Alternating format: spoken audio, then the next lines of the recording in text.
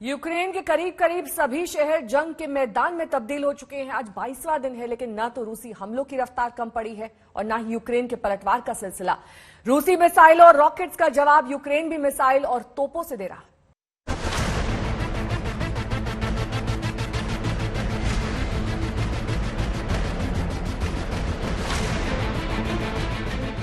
रूस और यूक्रेन युद्ध में तबाही 22वें दिन भी जारी है।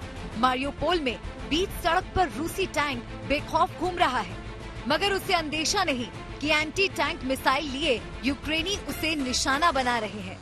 तभी रूसी टैंक पर हमला होता है। पहले हमले के कुछ ही सेकंड में दूसरा और तीसरा हमला होता है। इस बीच खतरा भांपकर टैंक पीछे लौटता है, मगर आखिरी हमला इतना जोरदार होता है कि न केवल उसके परखच्चे उड़ जाते हैं, बल्कि वो धुएं के गुबार में गुम हो जाता है। कीव पर रूस का रॉकेट अटैक।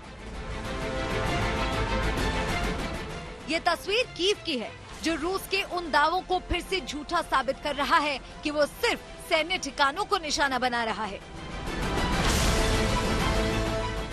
कीव की इस रिहायशी इमारत पर रूस ने रॉकेट से हमला किया। इस हमले में इमारत की ऊपरी मंजिलें तबाह हो गई। वहीं आग ने इमारत को लपटों में घेर लिया।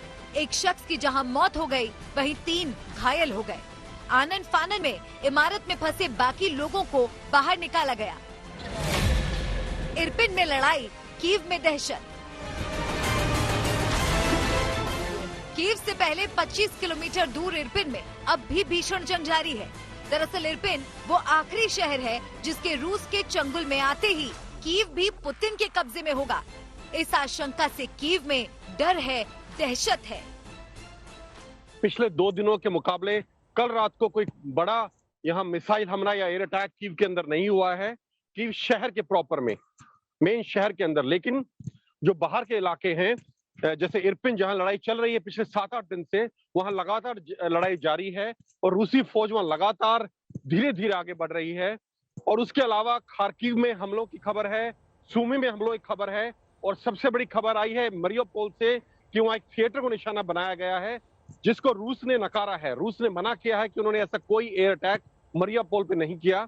लेकिन जो लोकल सोर्सेज हैं उनके हिसाब से खबर आई है कि वहां काफी तादाद में सिविलियंस मरे हैं। सूमी में कुछ लोग ग्रोसरी लेने के लिए, खाना पानी लेने के लिए लाइन में लगे थे, वहां भी खबर आई है कि 13 लोगों की मृत्यु हुई है।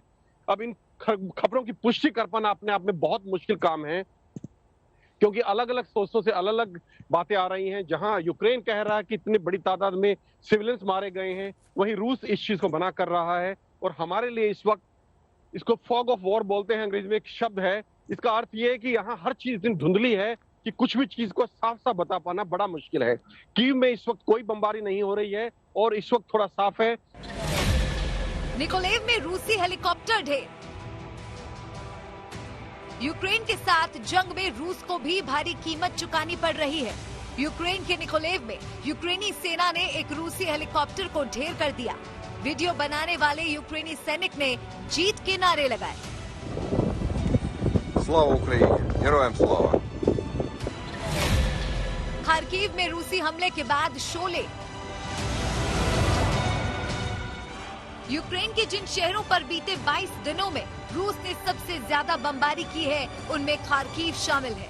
22वें दिन एक बार फिर रूस ने इसे निशाना बनाया और पूरे शहर को आग और काले धुएं के गुबार में झोंक दिया। ये खार्किव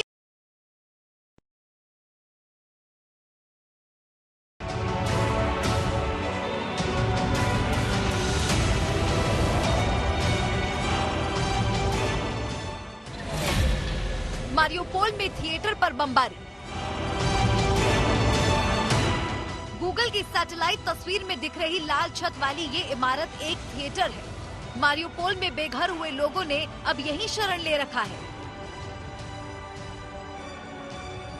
यूक्रेन ने दावा किया कि बुधवार रात रूस ने इस थिएटर को भी निशाना बनाया।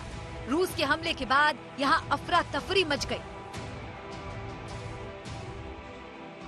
इन्हीं हमलों का हवाला देकर ज़ेलेंस्की पुतिन को अंतर्राष्ट्रीय कोर्ट से लेकर यूएन तक में घेर रहे हैं। वहीं बाइडेन ने पुतिन को युद्ध अपराधी घोषित कर दिया है, जिस पर रूस भड़का हुआ है।